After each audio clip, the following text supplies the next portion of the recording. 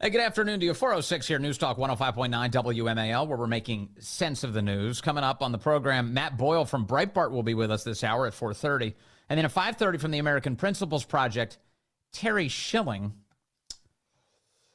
As the American left holds segregated rallies online, I'm not kidding, they're genuinely doing it. They did one last night for white women. On Monday, they're holding one for white men, all to support Kamala Harris and give her money. How true is it that people will vote for someone on the basis of just their skin color in America in 2024? You wonder. The left is pretty convinced that that is the way people vote. I saw an interesting conversation online just in the last 24 hours where there was a black woman who was on a Zoom call with a number of people and was asked, hey, why are you voting for Kamala? And she said, oh, because she's black. And a YouTuber by the name of Anton Daniels responded to that. That's ridiculous, he explains. Vote for? Let me ask you a question. Would you vote for? Yeah. Why? I'm going to just be real honest with this. She's a black woman. Yeah. They skin folk, not Kim folk. I think it goes back to what somebody was saying, where it's not voting for someone, but majority will vote for somebody else just. Hold on. Let me line this out. I think majority. Is it only because she a black woman? Yeah. Do you not see how that's a bad idea? Elaborate. Okay, so we're in 3 proxy wars with some of the most powerful leaders in the world. She failed at the border, in which we have an estimation of 15 to 20 million people illegally into this country. That is literally overtaking and bankrupting Chicago to the tune of over $400 million per year, and they're in a deficit. Oakland is going out of business. San Francisco, ditto. California, $65 billion deficit. New York, they're literally cutting trash, in which they are the rattiest, dirtiest city, and they've taken up resources as far as free healthcare, free hotels to the tune of $600 a day. And he just keeps going. I don't even have time to play all of it, but he nuked this concept into the earth. For more on this topic, I want to bring in Delano Squires now. He is a research fellow at the Heritage Foundation, and he joins us on the phone. Delano, always so great to have you with us. Nice for having me.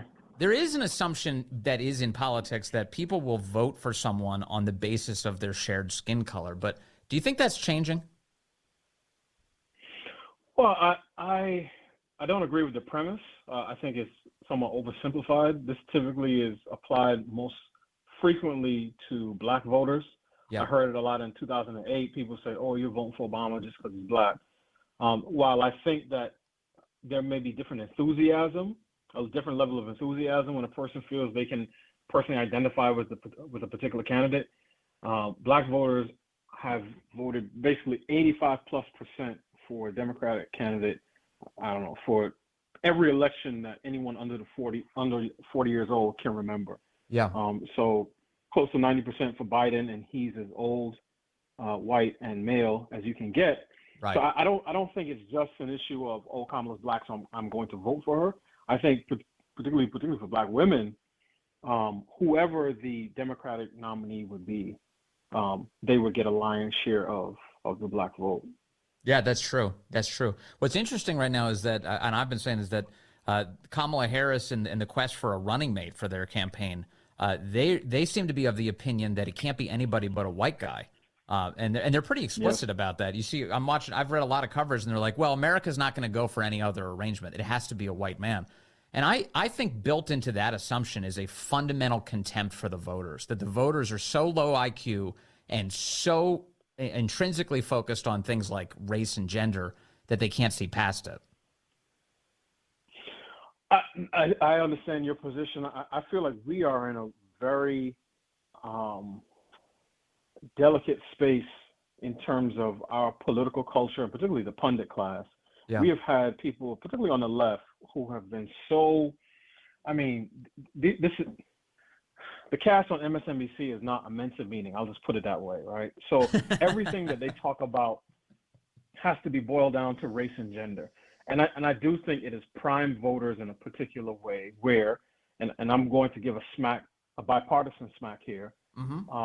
When people on the left see a white man who gets a job, they say, oh, it's because of his whiteness and white privilege. And then oftentimes when people on the right see a non-white male who gets a job, they say it's because of wokeness and DEI. I think both of them are overly simplistic. Do I think that biography matters when people are thinking about who to vote for, or when a principal is thinking about who to choose as a running mate? Yes, I do. The question is it a footnote or is it a headline? I think for the left, they tend to take the headline approach, and that's why it's the first thing they talk about. It's, you know, and that's how Joe Biden sort of built how he was going to look for a running mate. At first it was a woman, and he said a black woman.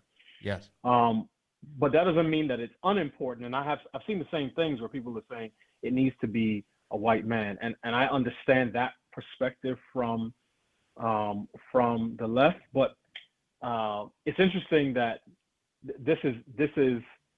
they're basically making the same DEI argument that the right makes, but for a straight white male, which is probably one of the first times that's ever happened in the history of American politics. But it's a real disservice to whoever ends up getting picked too, because it suggests that it was their immutable characteristics that were more important to their competence. Can I respond to that really quick? Because I think you put your thumb on the most important issue when it comes to DEI, and I think, again, our discourse around diversity has been dishonest to some respect. When I think about the group that should be criticized most, or the person that should be criticized most when it comes to a quote unquote DEI hire, it's the individual or the institution that signals to the public, I am hiring someone based on some immutable characteristic. Yes. And the reason that they do that is to be able to benefit from the virtue that they feel they will accumulate by making that signal. So Joe Biden, who again, the left had their own sort of diversity play because they thought Republicans have their all white man. We need our own. So they hopped over Harris, Warren, Klobuchar, Booker, Castro, and they said, we're going to go with Joe Biden. And Joe Biden could have still picked Kamala Harris, who sitting U.S. Senator, former AG, former district attorney, on paper has the qualifications that you would expect from a vice presidential candidate. But he didn't do that. He could have thought it and just picked her and said she's the best woman for the job. But instead, he wanted to announce it so he could benefit from it. And then, and this always happens to people who come in under these circumstances, he ends up attaching an identity stigma to her. Well, he's doing the same thing. Having to fight off. He's been doing that very same thing to this very day with Ketanji Brown Jackson. He just this past week, he did the same exact thing. He said, I chose her because she's a black woman. We put a black woman on the Supreme Court. And put that in combination with the fact that she sits before Congress and does that testimony where she pretends she doesn't know the difference between men and women. And it starts to create, whether you intend it or not, this impression that like, this is very jacked up, this entire arrangement. Yeah, and I agree. And I wish people wouldn't do it, to be fair. And again, let's speak bipartisanly. President Trump announced that when he was going to fill his last Supreme Court seat, he said it's going to be a woman. And we got Amy Coney Barrett, right? Now, the thing is it possible to get the best candidate when screening for qualifications that are not germane to the job? Sure. If I said I want to start a basketball team, but I needed a guy who was born in Brooklyn, grew up in North Carolina, went to the University of North Carolina, and prefers to wear the number 23, I could still end up with Michael Jordan. It's just not a wise way to do your screening, and especially when you do it for your own benefit. And this is what institutions, colleges, and other institutions do. And Justice Clarence Thomas noted this in his dissent in the Grutter versus Bollinger case in the early 2000s, when he smacked the University of Michigan on the hand by saying they're doing this for their own benefit, not for the benefit of the students who get admitted under these affirmative action policies. Right, and not for the benefit of the institution. It's just really a very selfish act. Let's go to what else? How Kamala Harris is conducting her presidential campaign. I think it's interesting and telling that one of the first events she did this week was to film a video with the cast of RuPaul's Drag Race and encouraging people to vote using that forum. It's definitely unconventional. You don't usually expect a presidential campaign to come out and to campaign with drag queens in the very first week of their campaign. What, if anything, does that tell you about her candidacy? What it should tell every voter is that this is not your daddy's Democrats. The national party, I'm talking about Democrats on a national level, not local level, is not the party of big labor. It's not the party of trade unions. It's not the party of higher wages.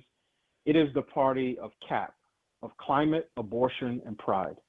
Those are their three highest priorities, with abortion and pride being the two highest. And the way sort of that I draw a parallel, I think of a business that has both products that they sell and expenses that they're willing to incur in order to sell those products. For Democrats, they are willing to, quote unquote, incur the expense of race, of labor, of healthcare, of the things that people think about when they think about the Democratic Party. But what they sell is abortion and pride. That is what they're selling to voters. And so I wasn't surprised at all that she went there. She had drag queens at her residence over at one point. It might have been 2023, either 2023 or 2022. She had the guys from Queer Eye for the Straight Guy at the White House the other day, and one of the guys was in a full-length dress. So this is what the left is interested in. All the hand waving about the black community and black men, we're here for you, we hear you, even for black women, is a smokescreen, because when it comes to politics today, pride is the new black. And this is why she goes to that particular constituency first. A couple quick questions for you, Delano. One, you said you used the acronym CAP, climate, abortion, pride. If I'm not mistaken, CAP is also a Gen Z expression for lying. When you're capping. That is true. Did you intend to make those two things the same thing? It worked out perfectly in that sense, but yes. Okay, I was just wondering.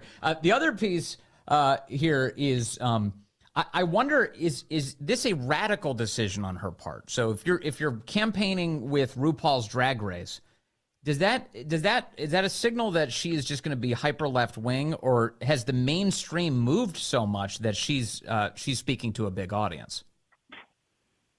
I think the latter. What she's doing now is not particularly radical. Again, Joe Biden, who again is octogenarian at this point, had Dylan Mulvaney, the grown man, who believes that he's transitioned into a girl. Joe Biden had this person at the White House for a forum on quote unquote trans issues. So I think this is a reflection of where the modern left is. So it doesn't even make her particularly radical.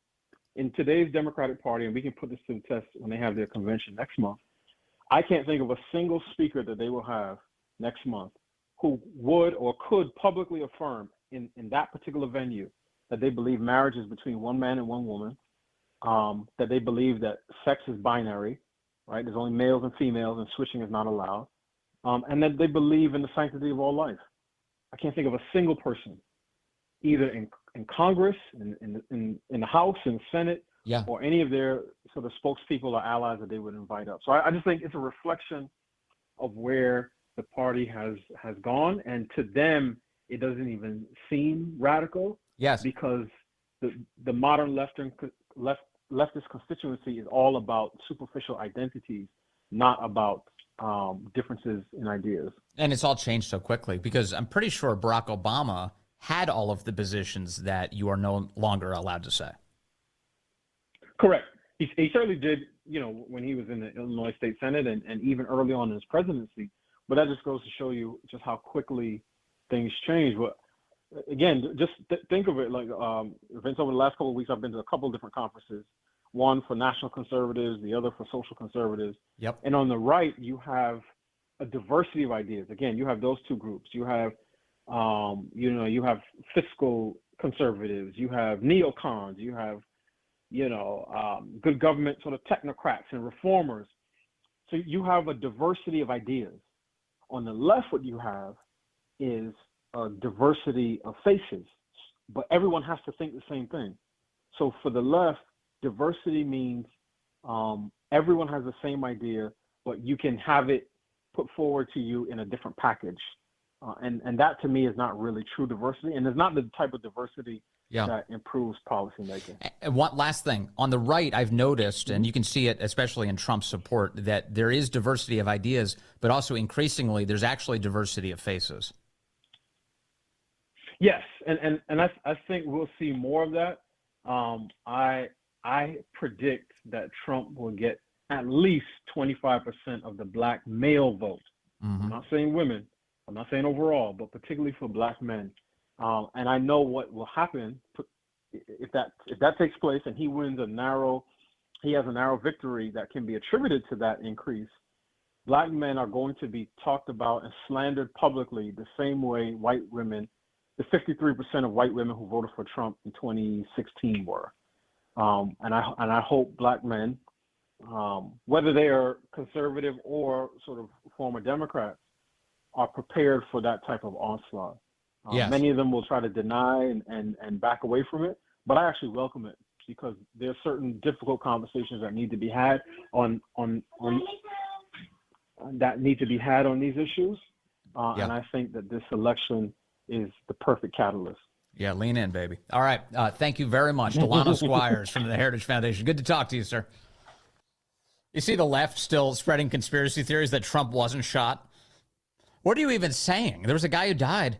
Their theory is that the teleprompter was hit by a bullet and then the bullet's glass shattered and it cut Trump's ear. Okay, so just to be crystal clear, was there or was there not an assassination attempt? Even under the conspiracy theory that you're advancing, it was an attempt on his life. He wasn't actually shot. Okay. More on that coming up, more on the ridiculous nature of that conspiracy theory. Also, Matt Boyle is going to be with us in just a moment from Breitbart. We'll talk about how Obama appears to have surrendered to Kamala Harris's candidacy, at least for now. We'll discuss the details ahead. Hey, good afternoon to you. It is now 4:35 News Talk 105.9 WMAL, where we're making sense of the news. Coming up on the program, Terry Schilling from the American Principles Project is here at 5:30.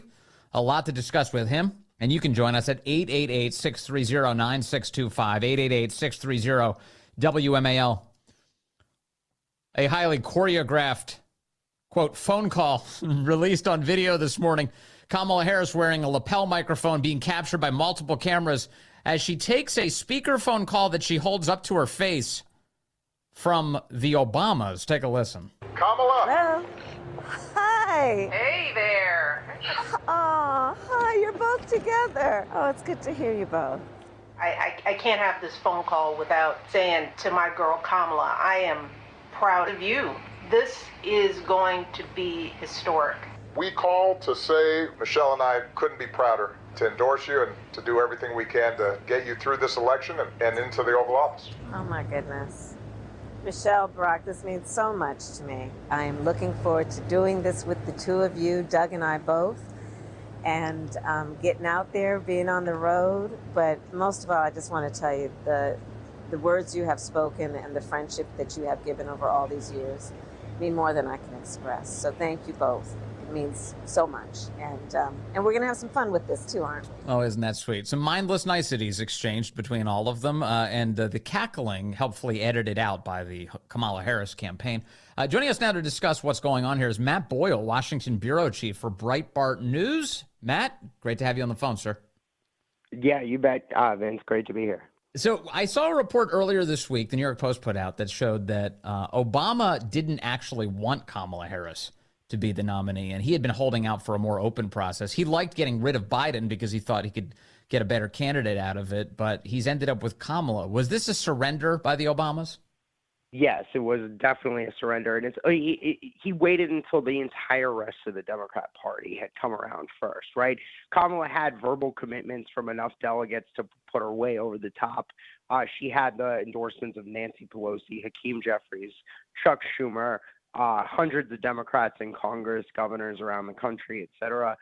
So the idea of another candidate coming along became impossible. So the Obamas are just like, all right, whatever. We're just going to throw our support behind them. Yeah. I think that there's also something deeper going on here in that the Democrats understand that they have a major credibility crisis problem after spending the last several years telling us that Joe Biden is okay when they clearly know that he isn't, right? Like, and they covered it up, right? Like the polls show that the vast majority of Americans look at this and they know Democrats covered it up. They know Kamala led the cover up, right? So the problem that the Democrats had is they had two choices, frankly, after Joe Biden decided to spend the last month fighting it out. By the way, in his Oval Office address earlier this week, we did not hear any explanation for what act of God forced him out of the campaign. There was no act of God. It was just that the political support that he had collapsed. He said, didn't he say that the only way he'd get out is if the Lord Almighty came down and told him to get out? He didn't relay that. He didn't tell us what his conversation was like with the Lord Almighty.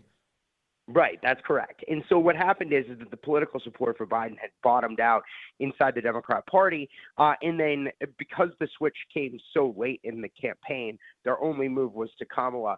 The horrible choice that the Democrats faced when they made this decision was they're going to lose the White House either way, and they know it, right? Like with either Joe Biden or Kamala Harris. They're also going to have deep systemic losses in the Senate and House races, right? Gone are the days of Democrats talking about retaking the House majority. People are openly talking about now, will Mike Johnson remain the speaker when Republicans hold their House majority? Right? We've always known that Republicans are going to take the Senate, given the way the map is broke down this year. The question has always been, is it a 52 or 53 seat majority or a 56 or 57 seat majority or somewhere in the middle there, right? Like, and so I think the decision that the Obamas made, which was a very crude calculation for Barack Obama, was that it's better to make the switch and get it over with as a party right now and take the losses. And by the way, Kamala seems to be hurting Democrat senators more than Joe Biden did at the top of the ticket, right? Because Republican candidates, like, and you see this with the Dave McCormick ad in Pennsylvania, are able to more effectively tie the craziness you see from Kamala to their Democrat opponents, whereas you didn't really see that. I mean, Joe Biden was a mess, but it was a lot harder to tie down-ticket Democrats to his failures. And so, and that's why you saw, like, the ones who led the way in the Senate who were calling for Joe to go were people like John Tester and Sherrod Brown. Those guys are extinct anyway, right? Like they're dead men walking, right? There's a number of crossover votes you would need in Ohio and Montana for either one of them to survive. It's just insanely high. So I think the calculation they made was take the loss now and avoid the generational credibility crisis that would bloom for them if they just kept trying to keep the cover up going through November. This is such a fascinating take on all of this because while Kamala Harris polls better than Biden in national polling, but she is not polling better than him in swing state polling. But Kamala trails Biden against Trump in swing state polling, and that's a really bad sign for the Senate map for Democrats and a good sign for Republicans, right? Yes, and by the way, I would add too that we're right about where we were right before the debate, right? Like, so the one of the biggest leaks that came out over the last month from the White House, it came out like in the week or so after the debate, was the Puck's Peter Hamby, right? Like, and what happened was the Biden super PAC leaked their internal polling numbers that showed where Biden was before and after the debate. Even before the debate, Joe Biden was headed for a landslide defeat at the ballot box by Donald Trump, and he was losing in Wisconsin, Michigan, Pennsylvania, Georgia, Arizona, Nevada, and probably tied in Virginia. That's where we are today, right? Like that's where Donald Trump is with Kamala Harris. That's where all the numbers seem to show pointed to. Now, I mean, the bottom totally fell out of Biden, right? Like to the point where in that month or so after the debate, you saw Republicans taking the lead in New Hampshire, Maine, New Mexico, Minnesota, right? Like, so there was a collective freak out more on that point. But I think that after this initial honeymoon is over with Kamala Harris, and I think we're almost there, right? Like this was the peak, right? They got the Obama endorsement. They wasted it on a Friday morning, and now we're past peak Kamala, and now we're headed back to a normal race. The honeymoon's over. You're right. Her record's being ripped apart. You're right. They wasted it on a Friday morning. An excellent point. So do you think that this is as high as she will go this very moment? Yeah, I think so. And I think that because what you're seeing right now is, according to Associated Press, and this was before the Trump super PAC doubled their attack ad budget against Kamala Harris. The Trump team is going in for the kill right now, right? Like they are airing 25-1, and that, like I said, is before MAGA Incorporated, which is the pro-Trump super PAC, came out and doubled their ad spend, right? But so it's probably more like 35-40-1. They're outspending the Democrats on TV right now. And what are they putting on TV? They're putting what Kamala has said, all the crazy nonsense she said over the years, right? Yes. Like in her radical record, right? On everything from immigration to she wants to take your health care away through Medicare for all to the raising taxes. Now, the latest thing is that they thought they had J.D. Vance in a gotcha moment, and it turns out that the J.D. Vance was playing 5D chess with them, and that Kamala Harris campaign just came out against the child tax credit, right? Right. Like, so there's so many things that are building up here, and I think that the radical nature of Kamala Harris on everything from, like I said, crime to immigration to spending to healthcare to the economy to energy. I mean, it's just so crazy that it's going to catch up with them really quick. I'm going to play some audio. This is you mentioned Dave McCormick's ad this week against Pennsylvania Senator Bob Casey. Take a listen to some of this audio. This is all issues based.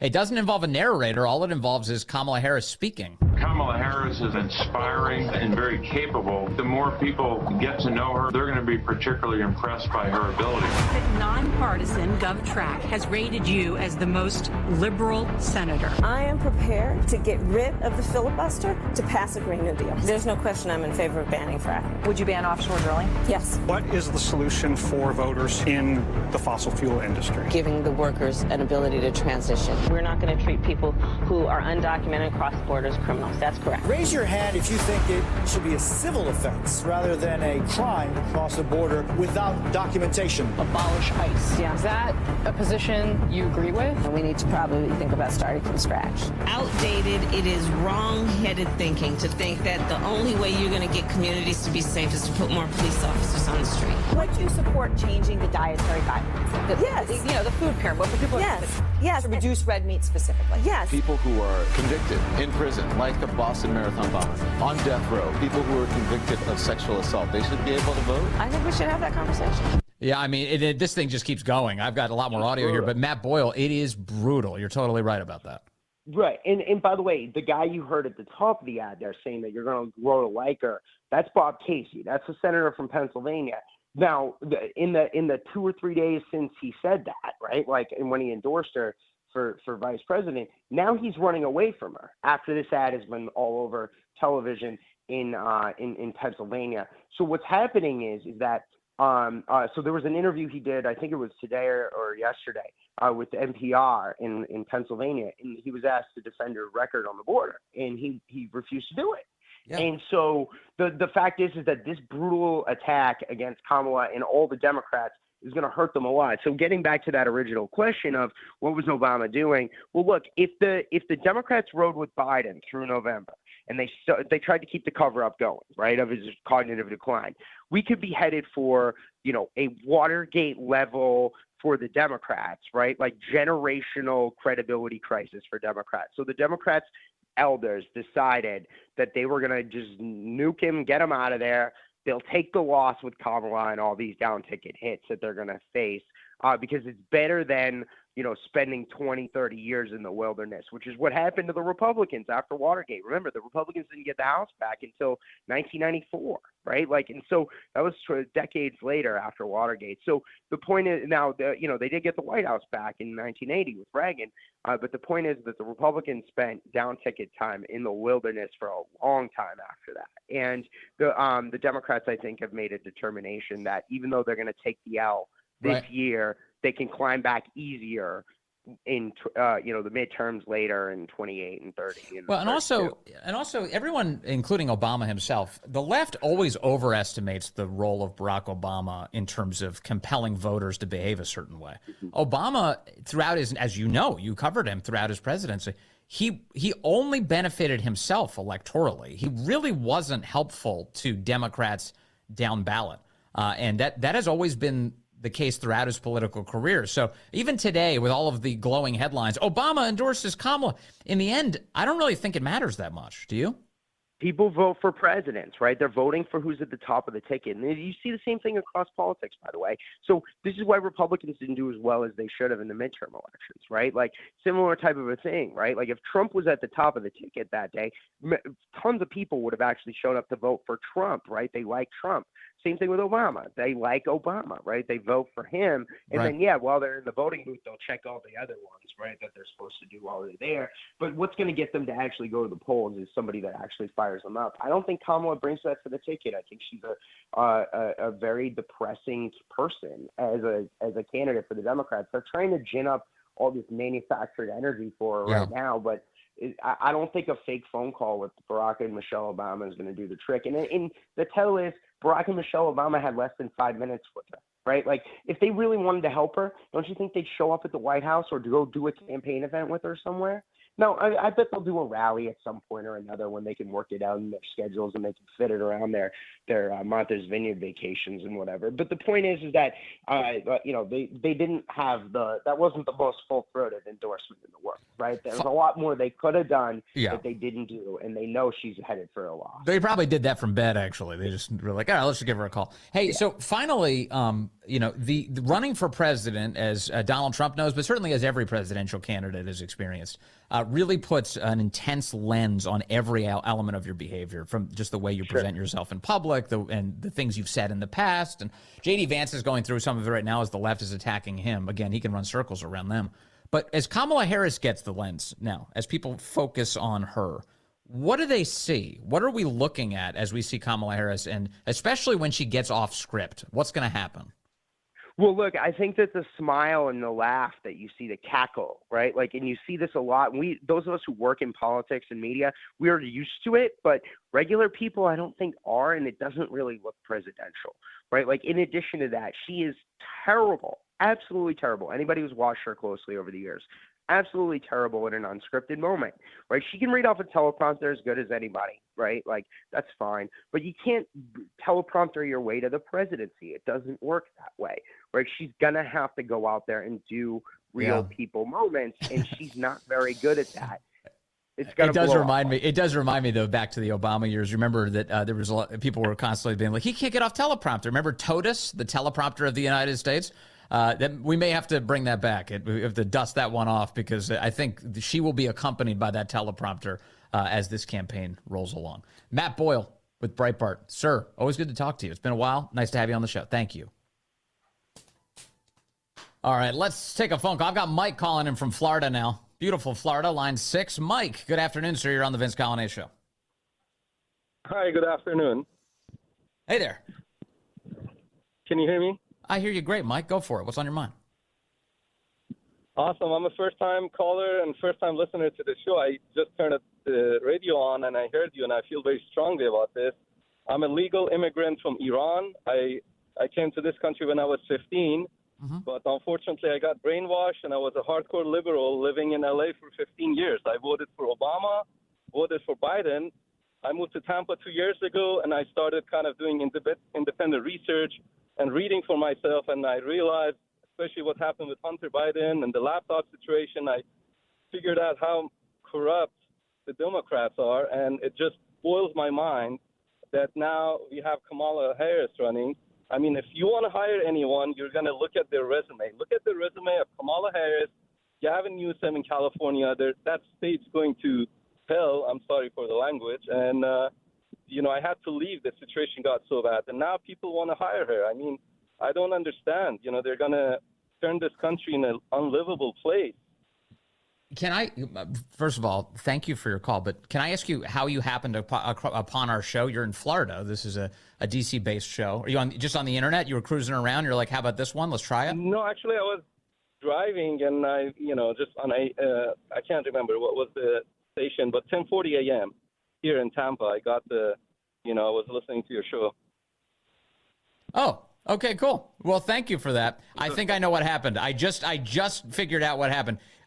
Does Chris Plant broadcast on 1040 in Tampa? Yes, I sir. think. Yes. Okay. And do you think that I'm Chris Plant? No, I know you mentioned that you're filling. Actually, I was the first time listening to this show. That's funny. Okay, this is Vince Coglianese. Ladies and gentlemen, what's happening is in Tampa, they're broadcasting Chris Plant on delay, and Chris gives out the number. It happens to be the same as our show. And this gentleman just called us, and it's just as good. It works no matter what. Thank you very much, Mike. I appreciate the call. I was like, wow, that's amazing. Just picked it up today of all days. Love that, Chris Plant. Getting me callers. Thank you, buddy. Stay with us. Ahead, Terry Schilling.